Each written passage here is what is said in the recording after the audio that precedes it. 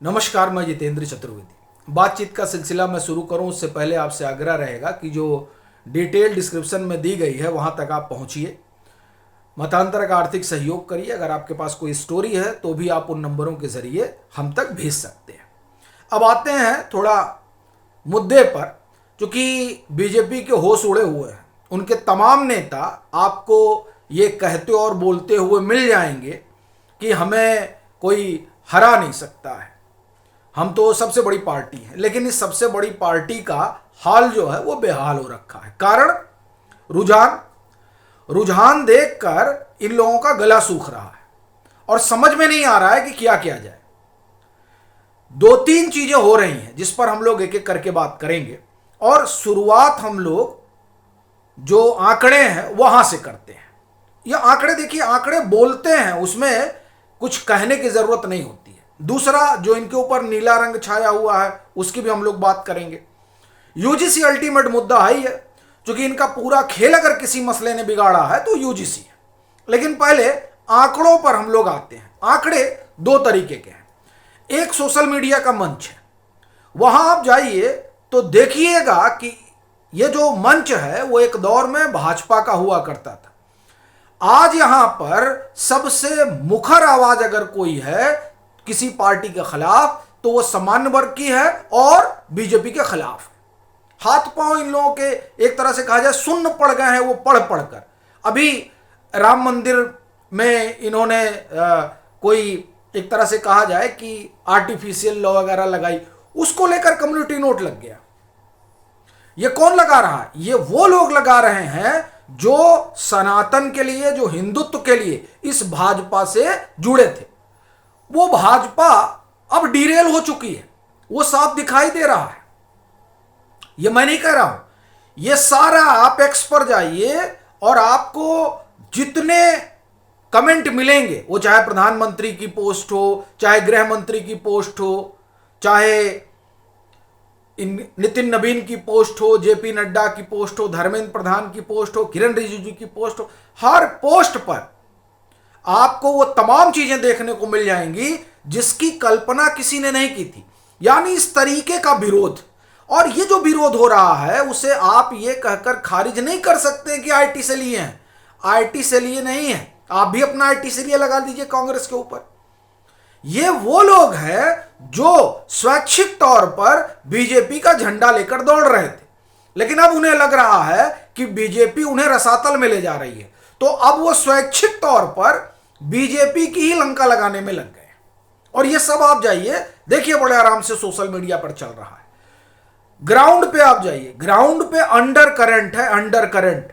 कोई आपसे खुलकर नहीं बोलेगा, लेकिन आप अपने गांव गढ़ी में जाइए और बात करिए, और बात करिए कि क्या किया इन लोगों ने, क्या सरकार कर रही है। फिर भाजपा को लाना है, आप जैसे कहेंगे फिर भाजपा को लाना है ना, वो फट पड़ रहे हैं एकदम। अच्छा, फिर भाजपा को लाना है? नहीं नहीं नहीं नहीं, ये ग्राउंड पर सिचुएशन है। अगर आपको लग रहा हो कि नहीं ये तो सब ऐसे ही हवाबाजी कर रहे हैं, क्योंकि कुछ लोग कह रहे हैं कि आप तो एजेंडाधारी हो गए हैं।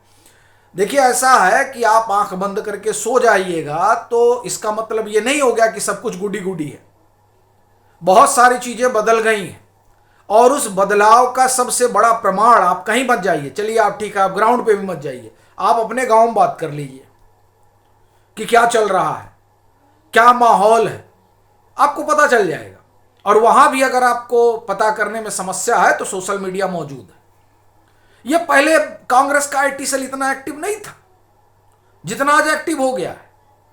ये वो लोग हैं जो लोग बीजेपी के साथ जुड़े थे हिंदुत्व के नाम पर, वो लोग नाराज है। तीसरा कोई थोड़े नाराज है, वही आबादी है। अब ये जो रुझान है, ये रुझान इनको परेशान कर रहा है। दूसरा इसमें आप जोड़ लीजिए पश्चिम बंगाल। पश्चिम बंगाल में तो मतलब ऐसा लग रहा है कि कहा जा रहा है कि साहब अब की बार बीजेपी वहां जो है तोड़फोड़ मचा देगी। 2021 में भी तोड़फोड़ मचा रही थी, तो जो 2021 में हुआ है वही 2026 में होने जा रहा है पश्चिम बंगाल में। वहां उससे अलग कुछ नहीं होगा। अब कह रहे हैं साहब अमित शाह वहां 15 दिन बैठने जा रहे हैं, और ठीक है, बैठने जा रहे हैं, बड़ी अच्छी बात है, बैठना चाहिए। लेकिन क्या उस बैठने से वहां पर बीजेपी 100 सीट भी पाएगी? आप में से बहुत लोग ठिठक जाएंगे, क्या बात कर रहे हैं आप।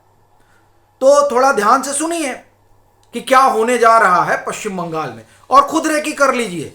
भाजपा क्या कह रही है, जितेंद्र चतुर्वेदी क्या कह रहे हैं, उस पर मत जाइए, या और कोई XYZ जो एनालिस्ट है वो क्या कह रहा है, वो छोड़ दीजिए। आप खुद जो है इस पर थोड़ा मंथन करिए। SIR हुआ है, SIR में 91 लाख के आसपास लोगों के नाम कटे हैं। अब ये जो नाम कटे हैं इसमें तकरीबन जो है 57 लाख के आसपास वो लोग हैं जो नहीं रहे या जो शिफ्ट हो गए, मानी इस तरह के लोग हैं। फिर उसमें जो है वही 30, आप ये कहें 30-35% बाकी बचते हैं। ठीक है साहब, ये एक आंकड़ा है। और द हिंदू की माने तो जो ये 57-58 लाख नाम काटे गए हैं उसमें ये पूरी आबादी जो है वो कहा जा रहा है कि 90 में से 57-58 लाख वाली जो है वो हिंदुओं की है। ठीक।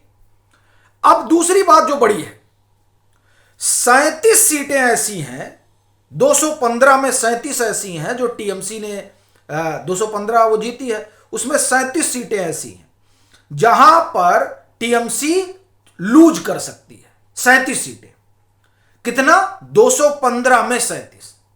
और बीजेपी कितनी जीती है 2021 में? वहां पर 70 सीटें, 77 जीती थी, लेकिन फिर टूट फूट हो गए, चले गए कुछ लोग, तो 70 है फिलहाल। उस 70 में से 20 से 25 सीटें ऐसी हैं जो बीजेपी हार सकती है। क्यों?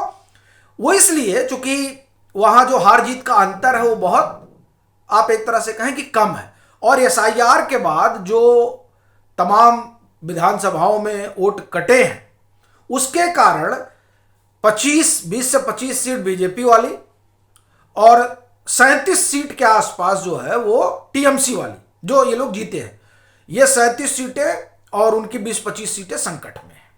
ठीक है, तो आप इसको इस तरह से समझ सकते हैं कि 70 में से 20 से 25 बीजेपी हार सकती है, यानी वो 20 से 25 TMC जीत सकती है, और इनका जो 37 है TMC का, वो TMC हार सकती है, यानी ये 37 जो है वो बीजेपी जीत सकती है। तो कुल मिलाकर बीजेपी नहीं लग रहा है कि 100 तक भी पहुंच पाएगी, और वहां सरकार बनाने के लिए 150 के आसपास सीटें चाहिए। तो यानी अभी भी TMC वहां कंफर्टेबल सिचुएशन में दिखाई दे रही है। आप लोग जाहिर सी बात है कार्यक्रम देखने के बाद टिप्पणियां शुरू कर देंगे और कहेंगे तुम बिक गए हो, तमाम सारी चीजें आप कहेंगे। खैर कोई फर्क नहीं पड़ता, वो आप कहिए, क्योंकि अब वो भी आपके स्वभाव का हिस्सा बन गया है, तो उस हिस्से में अपनी कोई हिस्सेदारी नहीं है। कहना यह है कि ये फैक्चुअल सिचुएशन है। अब वहां जो लोग कह रहे हैं कि नहीं साहब पूरा तूफान आ चुका है, वो देखिए वो 2021 में भी वहां तूफान चल रहा था। ठीक है, SIR से नुकसान होगा, दोनों को होगा, यानी TMC को भी होगा और बीजेपी को भी होगा। लेकिन जो TMC का नुकसान है वो नुकसान 215 से 180 पर चले जाएंगे वो। लेकिन ऐसा नहीं है कि बीजेपी को बड़ा भारी फायदा होने जा रहा है और वो 70 से जो है 150 पर चली जाएगी। ये कंडीशन बीजेपी की वहां नहीं है, और उसके कई कारण हैं, कई कारण हैं। ठीक है, जिसमें सबसे बड़ा कारण जो है वो बंगाली अस्मिता का है, वो सबसे बड़ा फैक्टर है। दूसरा, जिस तरह की तमाम सारी लोक लुभावनी योजनाएं जो है वो बीजेपी ने अपने स्टेटों में चला रखी हैं, उस तरह की योजनाएं ममता बनर्जी अपने यहां चलाई हुई है, और महिलाएं उनके साथ कस के खड़ी रहती हैं, क्योंकि वो महिलाओं के लिए तमाम सारी उन्होंने योजना चला रखी है। पिछली बार जब लोग आकलन कर रहे थे तो महिलाओं को माइनस कर रहे थे, यानी वहां तक पहुंच ही नहीं पा रहे थे। जिस तरह से बीजेपी की जीत में महिलाएं बड़ा फैक्टर रही हैं तमाम राज्यों में और केंद्र के स्तर पर भी, उसी तरह से पश्चिम बंगाल में महिलाएं एक तरह से आप कहें कि साइलेंट वोटर है ममता बनर्जी की। तो एक बात तो ये हो गई, तो इसलिए पश्चिम बंगाल के हालात बहुत ठीक नहीं है, और हो सकता है कि ठीक किए जा सकते थे। क्यों? क्योंकि माहौल बनाया जाता, लेकिन माहौल जो बनाने वाले हैं वो तो अलग माहौल बनाने में लगे हुए हैं, वो तो UGC से नाराज है। और फिर जो एक तरह से कहा जाए कि भीम जनता पार्टी बन गई है, उससे भी लोग नाराज हैं कि साहब ऐसा कैसे हो रहा है। ज्योतिबा फूले पर जो कुछ कार्यक्रम वगैरह हुआ, आप देखिए किस तरह की टिप्पणियां लोगों ने की, कम्युनिटी नोट लग गया। बाबा साहब भीमराव अंबेडकर पर लेकर देखिए किस तरह के कार्यक्रम बन रहे हैं कि आप क्या कर रहे हैं। ठीक है, तो ये जो सारी चीजें हैं ना साहब, ये सारी चीजें एक तरह से कहा जाए कि बीजेपी के लिए सरदर्द बनी हुई है। और जो एक तरह से कहा जाए कि अमित शाह को माना जाता है कि साहब वो स्ट्रेटेजी के मास्टर है, वो देखिए वो मास्टर जरूर है, लेकिन अब की बार मामला जो है वो बीजेपी के लिए बहुत ठीक तो नहीं दिखाई दे रहा है। और उसका कारण सिर्फ यही दो है, यूजीसी से उपजी नाराजगी और यह आरक्षण वाला मसला। ये दो चीजें जो हैं वो एक तरह से कहा जाए कि सामान्य वर्ग में घर कर गई हैं। और मैं फिर कहूंगा कि आप किसी भी पार्टी का एजेंट बनाने से पहले खुद ग्राउंड रियलिटी देख लिया करिए। अच्छा, ग्राउंड रियलिटी देखने में हम क्या करते हैं, अपने बगल में पूछ ले क्या जी भाजपा हारेगी, नहीं नहीं नहीं कैसे हार सकती है। अब अपने दाएं पूछ ले, अपने बाएं पूछ लिए, और बहुत ज्यादा हुआ तो अपने आगे पीछे पूछ ले, पीछे पूछ ले। अरे दाएं बाएं आगे पीछे से बाहर निकलिए और थोड़ा टहलिए, घूमिए, किसी से पूछिए मत, जो चर्चा हो रही है उसे बैठ के सुनिए। यह सही तरीका है जो ग्राउंड रियलिटी है उसे जानने का। वो जब माइक लेके पहुंच जाते हैं या आप पत्रकार या आप विश्लेषक बन के पहुंच जाते हैं पूछने के लिए, तो आपको सही फीडबैक नहीं मिलता है। यही वजह है कि जो कांग्रेस इको सिस्टम है वो हर बार धड़ाम से गिर पड़ता है, चूंकि वो हर बार सरकार बना देता है कांग्रेस की, तो वो मामला बनता नहीं। चूंकि आप लगा लिए, हाँ बताइए बताइए क्या कर रहे हैं, तो वो नहीं बताता है फिर। तो आप जाइए आराम से सुनिए और तब आपको लगेगा कि किस तरह से भाजपा के लिए समस्या बड़ी है। बाकी आप लोगों की क्या राय है जरूर साझा करिएगा।